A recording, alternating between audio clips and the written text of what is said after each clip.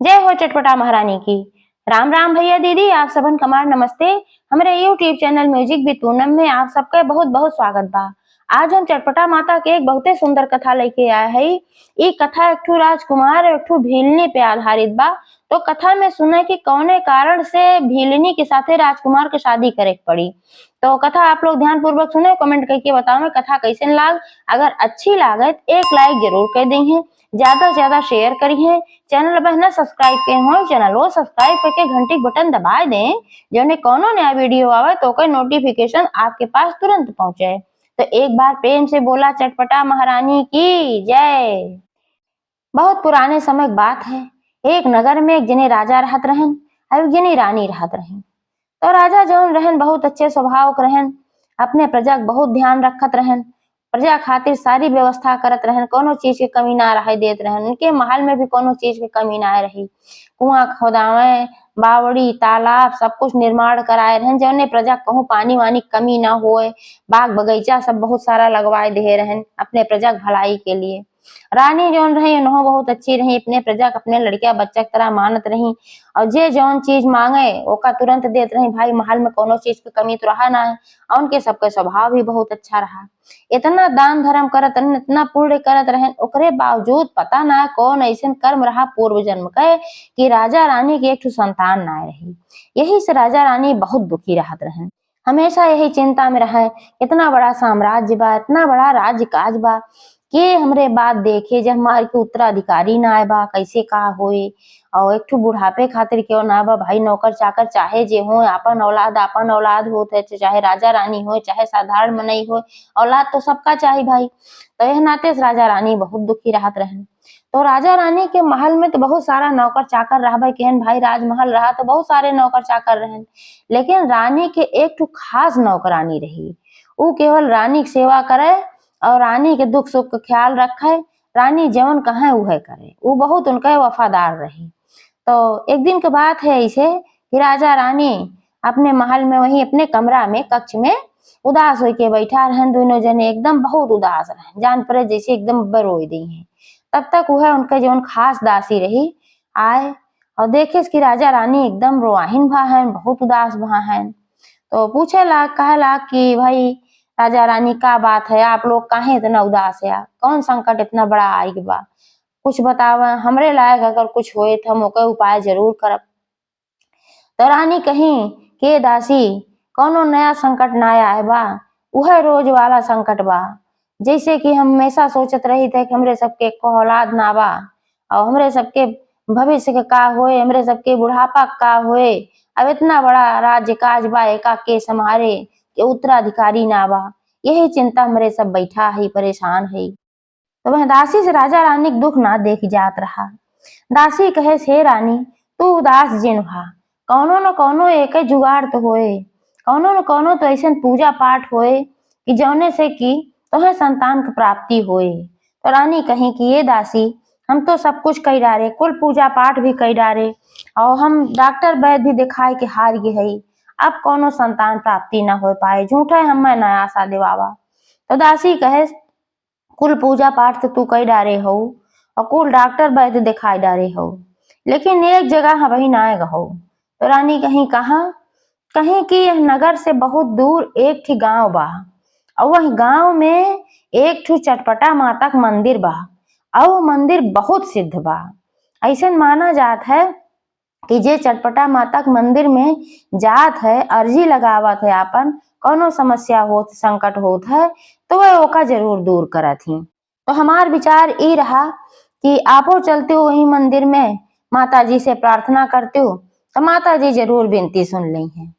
तो रानी कहीं ठीक बा, पूजा पाठ में का जात बा, चला माता जी के दर्शन हो जाए। अब कल से तू हमें चटपटा माता का मंदिर रोज ले चलू। ऐसे कितनी दूर बा? तो दासी बताए कि भाई काफी दूर बा, ऐसे 10 कोस पे बा। तो रानी कहीं ठीक बा, 9 कोस तक हम पालकी में बैठ के चलब और 1 कोस हम वहां से नंगे पैर पैदल जाब माता जी के दर्शन करे, तपस्या करब, कोनो हमारा अगर पाप कर्म हो जो नहीं क्षमा हो जाए। तो दासी कहे कि आप इतना नाजुक है, इतना नाजुक पैर बा, अगर नंगे पैर चलबू आप तो वहां आपके पैर में कुछ न कुछ गड़ जाए और खून ऊन बहे लागे। झलका पर जाए। रानी कहीं कोनो बात ना बा, हम चलब, हमें कोनो परेशानी ना बा। तो दासी कहे जब तोहार इतनी श्रद्धा भक्ति बा तो ठीक बा, चला। तो अगले दिन से दोनों जनी पालकी से जाए और जब एक कोस बचे तब वह जो है पैदल जाए।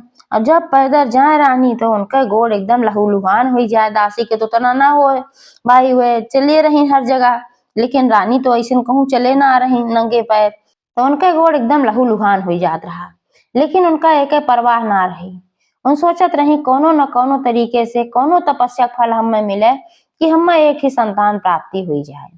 तो नाते से रोज जात रही जाए तो वह घंटन माता जी के मंदिरे में बैठ के विनती करें, प्रार्थना करें, हे माता जी हमरो गोद हरी कह दे। रोज वहीं बैठ के विनती करत रही है। अब ऐसे जात जात उनका बीत गए 3 महीना।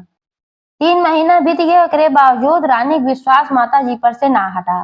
कहे दासी कहे रही कि माता जी सबके संकट दूर करा थी और सबके विनती सुना थी। तू रानी रोजे आवे, रोजे विनती करें। तो ऐसे ऐसे जब 3 महीना बीत गए तो चटपटा माता का रानी के ऊपर बहुत दया है। वो सोची इतनी बड़ी रानी हुई के ये नंगे पैर हमरे मंदिर में आवत बा, विनती करत बा, रानी का फल तो जरूर देख पड़े। तो वही मूर्ति में से चटपटा माता बोली, कहीं कि हे बेटी, तोहरे पूजा पाठ से, तोहरे तपस्या से हम प्रसन्न भय, तो का जाही। तो रानी यार भाल लखे लागी कहाँ के बोलत बा। दासी लखे लागी भाई, इनके सबका का पता कि मूर्ति में से माता जी बोले लगी हैं। फिर माता जी बोली कि मांगा कौन वरदान चाहिए तुका, जौन वरदान तुम्हें चाहिए तौन वरदान हम देव, हम बहुत प्रसन्न है। तो रानी देखी कि भाई मूर्ति से आवाज आवत बा, तो जान गई कि सचमुच ही माता जी के आवाज है। तब वो हाथ जोड़ क्यों ही खड़ी हुई गई, विनती करे लागी, कहे लागी, हे माता हमरे पास कोनो चीज की कमी ना बा, आपकी कृपा से आपके दिया हमरे पास सब कुछ बा, धन बा, दौलत बा, अच्छी प्रजा बा, अच्छी दासी बा, लेकिन हमरे एक संतान ना बा और वही संतान के लिए हम बहुत दुखी है। वही नाते हम आपसे प्रार्थना करत है कि एक हमें संतान दे दा, हमरो गोद हरी हुई जाए। तो माता जी बोली कहीं कि हे रानी, संतान तो तुम्हें मिल जाए, लेकिन ओकरे पीछे एक समस्या बा। का बात है कि पिछले जन्म में तू पाप कर्म के रहू, वही वजह से यह जन्म में तुम्हें संतान प्राप्ति लिखी ना बा।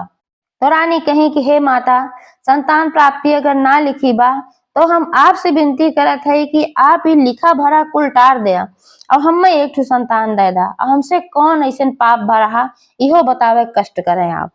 तो माता जी कहीं कि पिछले जन्म में तू एक बिल्ली बच्चा अनजाने मार दे रहू और वही समय वो बिल्ली तुम्हें श्राप दे रही कि जा अगले जन्म में तुम्हें कोनो संतान न प्राप्त हुई। वही श्राप के कारण तुम्हें संतान ना प्राप्त भय आज तक। और बिल्ली के श्राप मिथ्या तो जाए न, एह नाते एह जन्म में तुम्हें संतान कैसे प्राप्त हुई। तो फिर रानी कहीं कि हे माता, हम एगा कुल ना जानी, हमें हर हाल में संतान चाहिए, चाहे जैसे चाहिए, जौन तपस्या करे खोए हम करब, जौन प्रायश्चित करे खोए हम करब, लेकिन हमें संतान चाहिए। तो माता जी कहीं कि संतान तो है मिले, जितना तपस्या तू कहे हो इतना दिन, 3 महीना से तू नंगे पैर आवत हो, तो हर कुछ प्रायश्चित तो हो ही बा, तो तुम्हें संतान मिले, लेकिन कुछ ही दिन खातिर मिले। तो दासी कहे कि माता जी बतावे कितना दिन खातिर संतान दी है। तो माता जी कहें कि सिर्फ 16 वर्ष, 16 वर्ष के लिए हम संतान दे सकी थे। कहे से कितना प्रायश्चित रानी खोई चुका बा, अब आगे और प्रायश्चित करी है तो आगे के आगे देखा जाए। तो रानी बड़े संकट में पड़ गई कि भाई इतने दिन से तो कोनो औलाद बाय ना है, औलाद जब पैदा होए, जब बड़ी होए हमार संतान, तो ओकरे बाद तुरंत माता जी हमसे ले ली है। तो ये तो बहुत संकट का बात बा। अब वही जवन दुख बा वो दुख तो ऐसे बड़ा रहे, हम तो सही न पाओ। तो दासी की ओर देखी, दासी उनकी ओर देखी। तो दासी के दिमाग में कुछ सूझा, कहे रानी तू माता जी का हाँ कह दा कि 16 साल के सही, लेकिन हमें संतान दे दा। जब तुमका संतान माता जी दे दी है तो बाद में देखा जाए कैसे का करेगा, लेकिन वही के लिए तू माता जी से संतान मांग लिया। तो रानी सोची भाई हमार वफादार दासी है, कहत वो कुछ सोच समझ के कहत हुए। जैसे ही यहाँ तक हमका लेके आए कि मेरे भाग्य में बिल्कुल ना संतान लिखी रही, तो 16 साल के लिए मिलत बा, वैसे आगे भी दासी कुछ न कुछ व्यवस्था हमें बताई है। ये सोच के माता जी से हाँ कह दी, कहीं हे माता 16 साल के लिए सही, लेकिन हमें संतान तू दे दा। तो माता जी कहीं तथास्तु तथास्तु कह के फिर अपन शांत हो गई। तब फिर मूर्ति सा आवाज ना आया है। और यह रानी और बांदी दोनों जनी महल चली आई। माता का आशीर्वाद पाए के बावजूद भी रानी जैसे जात रही मंदिर, वैसे मंदिर नियमित रूप से बहनों दासी के साथ अपने रोज जाए, वैसे 1 किलोमीटर पैदल चल के जाए। 1 महीना का समय बीता कि पता चला कि रानी गर्भवती है। तो रानी तो बहुत प्रसन्न भई एकदम, लेकिन फिर दोबारा ये बात सोच के दुखी भी हो गई कि 16 साल के लिए हमें संतान मिले। राजा को बताई तो राजा बहुत प्रसन्न भयन। तो जब राजा प्रसन्न हो गए, बाद में देखा था कि रानी बहुत दुखी हुई के बैठी हैं। तो राजा कहन की का बात है रानी, इतना दिन के बाद संतान सुख प्राप्त होत बा और तू इतना उदास काहे हो, एक कारण कहा है हमें बतावा। तब रानी सारी बात बताई।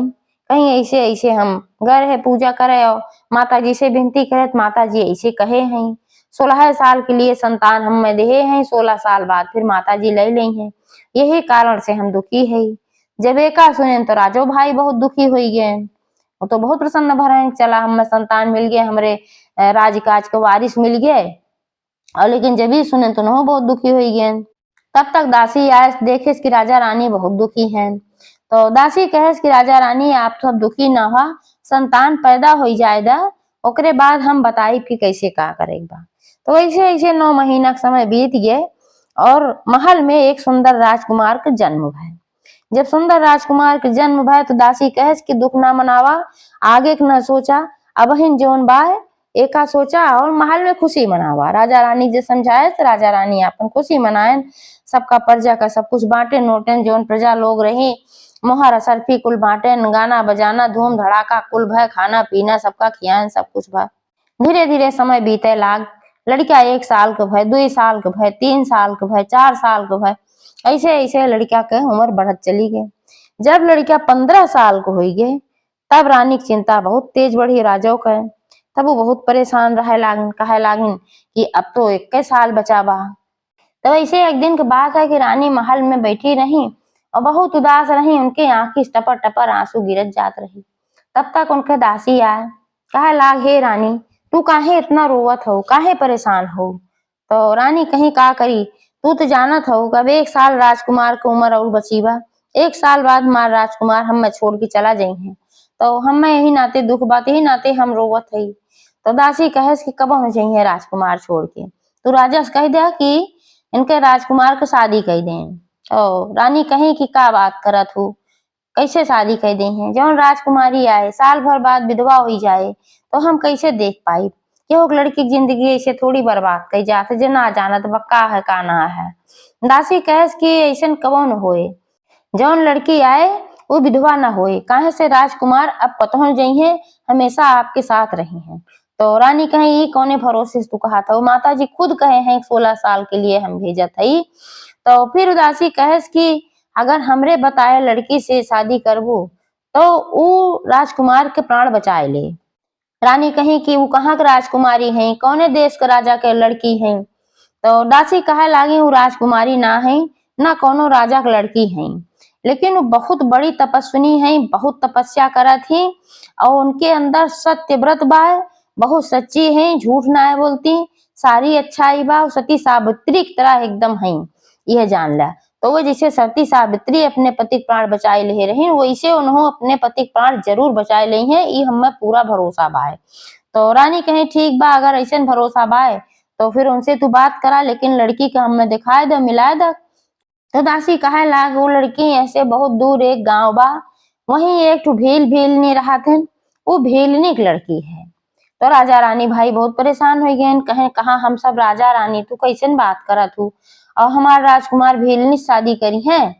तो दासी कहे लाग एक ही है रास्ते बा, कहे सोकरे अलावा और कोनो ऐसा लड़की ना बा कि जे राजकुमार के प्राण बचा सके, लेकिन हमें पूरा भरोसा बा कि वो लड़की निश्चित रूप से राजकुमार के प्राण बचाए ले। तो फिर रानी कहीं ऐसा बात बा भाई तू बात करा वो लड़की से, लेकिन पूरी बात बताए दो कैसे ऐसे बात। तो दासी कहीं ठीक बा, दासी गई उनके घरे भीलने के सब कुछ बताई, कहीं ऐसे ऐसे बात बा। तो उनके माता पिता भी कहन भाई ऐसे लड़किया से हम कैसे शादी करी, भले वह राजकुमार है, उनके धन दौलत के कमी ना बा, लेकिन हमार बिटिया जाए साल भर बाद विधवा हो जाए तो हम ना बर्दाश्त होए। तो बिटी वो वहीं रही सुनत रही, वो कहे कि आप चिंता ना करा, हमरे पति कुछ न हो पाए, हम अपने सुहाग के बचाए ले, हम अपने सुहाग के रक्षा करे, हमारे अंदर शक्ति बा है। तो उनके माता पिता कहे लागे नरे ई कैसे कहा था, कौन भरोसा बा, जब पहले से माता जी कह के भेजे हैं कि 16 साल के लिए भेजा थे, तू कैसे बचाए लेबू। तब वो बिटिया कहे लागे यही लिए हम और शादी करते उनसे, जौने महतारी से ओकर लड़किया छीन जाए वो महतारी कैसे जिए। तू तो माता हो, तू समझ सका तू एक महतारी के दुख, ते नाते से वह राजकुमार के बचाई हमार धर्म बा, और राजकुमार के बचाई बहुत जरूरी बा, नहीं तो रानी कवन हाल होए, तो हम उनसे शादी जरूर करब। तब वो शादी जब करे तैयार हो गई तो भाई भील निकले आई के दिखाई रानी से बात कराई, तो भील ने शादी राजकुमार के साथे हो गए। अब भील ने बिटिया आए के राजमहल में रहेला, वो रोज सवेरे उठत रही, नहात धोवत रही, पूजा पाठ करत रही, ओकरे बाद रानी का आज्ञा लेके चटपटा माता के मंदिर में निकल जात रही। तो चटपटा माता के मंदिर में वो पैदले जात रही, महल से लेके मंदिर तक वो पैदले जात रही नंगे पैर, और वह जाए के रोज ही प्रार्थना करे कि हे माता हमरे सुहाग के रक्षा केहू, और हमार जौन सास है मतलब कि रानी माँ है उनका बेटवा है, उनसे उनका बेटवा कबो ना छीनो, यह वो रोज प्रार्थना करे। करत करत ऐसे पूरा साल बीत गए। जब एक दिन बचा रह गए 16 साल पूरा हुए में, तब वह दिन जब वो गए माता जी के मंदिर में, तो वही माता जी के मूर्ति में जो चरण रहा माता जी के मूर्ति के, तो वही वो अपन सिर गाड़ के वहीं परी रही, उठते ना रही उनसे कि हम घरे जाइए। और घरे यार जब भाई 16 साल पूरा हो गए, एक दिन बचा रहा, तो राजा रानी मारा परा है जान पड़ता रहा, जैसे उनके सबके होश चेत ना रहा। भाई जब तक ना उनका लड़किया बच गई तब तक तो उन्हें पूरा भरोसा ना रहा, ना ये चिंता रहा कि हमारा लड़किया अब चला जाए। दासी उन्हें समझावे में लाग रही कि दुल्हन गए तो मंदिर में जरूर चटपट माता से वरदान लेके आई हैं कि उनके सुहाग का रक्षा करिए, तोहरे बेटवा का रक्षा करिए, समझावे। लेकिन भाई राजा रानी तो अब परेशान रहते रहें बहुत। अवहर भेलने शाम हो गए, लेकिन माता जी के चरण में ही वह पड़ी रही, सुबह से एक बूंद पानी ना पिए रही, न जल न कोनो चीज ना, एकदम वही पड़ी रही। अब एका माता जी देखे सोचा था कि भाई तो गजब को भक्त बा, और सुबह से लेके शाम हो गए वहीं तक कि ऐसे ही पड़ी बा, ना अन्न खात बा न जल पियत बा, अगर ही मर जाए तो फिर एक दो समरन ऊपर लागे। तो वह मूर्ति वह बोली माता जी के काहे लागी, तू काहे यह पड़ी हो, तू अपने घरे जा, पानी पिया, अन्न खा। तो कहे लागी कहीं नाही माता जी, रोज तो हम चली जात रहे, अन्न जल ग्रहण करते रहे, लेकिन हमरे पति के आज 16 साल पूरा हो जात बा, एक दिन बचा बा, तो जब तक हमका अमर सुहाग का वरदान न दे देबू तब तक हम मंदिरे से जाब ना, न हम अन्न खाब न हम पानी पियब। माता जी कहीं बिटिया ऐसा कैसे हो सका था, हम 16 साल के लिए दिए रहे, तो कहे से कि रानी जो रही पूर्व जन्म में उनसे पाप कर्म भा रहा, ओकरे अनुसार इनका संतान ना लिखी रही। अब पूजा पाठ की ही तपस्या की ही तो 16 वर्ष के लिए हम दे रहे, तो हम 16 वर्ष के बाद वापस तो लेबे करब, ऐसे कैसे हम वरदान दे दे। तब फिर भेल ने कही चाहे जवन हो वरदान तो देख पड़े, तो हो माता हो जगत जननी हो, तो का समझे पड़े कि एक मातारी सोकर लड़किया छीन लत मातारी कैसे जिए, ते नाते से वरदान तो देख पड़े, अगर ना वरदान देबू तो यही तोरे चरण में हम सिर पटक पटक के अपन जान दे दे। अब माता जी देखी कहीं भाई तो एकदम पूरा हाथी ठान ले भाई वैसे जावन करे, तब का कहीं घबराई गई माता जी, भाई सोची अब तो ही लागत बा ही हमरे चरण में मर जाएगी और हमें दोष लागे। तब फिर बोली कहीं अच्छा चला ठीक बा, तू जीत गऊ हम हार गए, तो हाँ हम अमर सुहाग का वरदान दे थई, अब जब तक तू जिंदा रहबो तब तक तोहरे सुहाग का कुछ न होए, और हम वापस वह लड़किया कब ना ले आई, जा रानी से बताई दी। तब ऐसे जब कहीं तो भाई वह फिर खड़ी हो गई, हाथ जोड़ी माता जी के प्रणाम की और भागी भागी आई महल। महल में आई देखी राजा रानी एकदम मारा परा रहन दुख के, तो कहे लागी कहीं कि अब दुखी हो समय ना बा, माता जी वरदान दे दिए अमर सुहाग के, अब राजकुमार के कुछ न हो, अब राजकुमार एकदम स्वस्थ रही है, अच्छा भला रही है। एक सुने के बाद राजा रानी जीव में जीव आई है। और जब 16 साल पूरा हो गए ओकरे बावजूद राजकुमार के कुछ ना भय तो रानी पूरे नगर के सुहागिन बुलाए के चटपटा माता की पूजा करवाई, दुर्दुरिया चबुआई। एकरे बावजूद चटपटा माता के मंदिर में हमेशा जात रही, दासी जाए रानी जाए और जौन भीलनी रही उनके पतो रही रानी के वो जात रही, सब जाए वहाँ पूजा पाठ करत रही। तो चटपटा माता जैसे उनके रक्षा की वैसे सबके करें। एक बार प्रेम से बोला चटपटा महारानी की जय।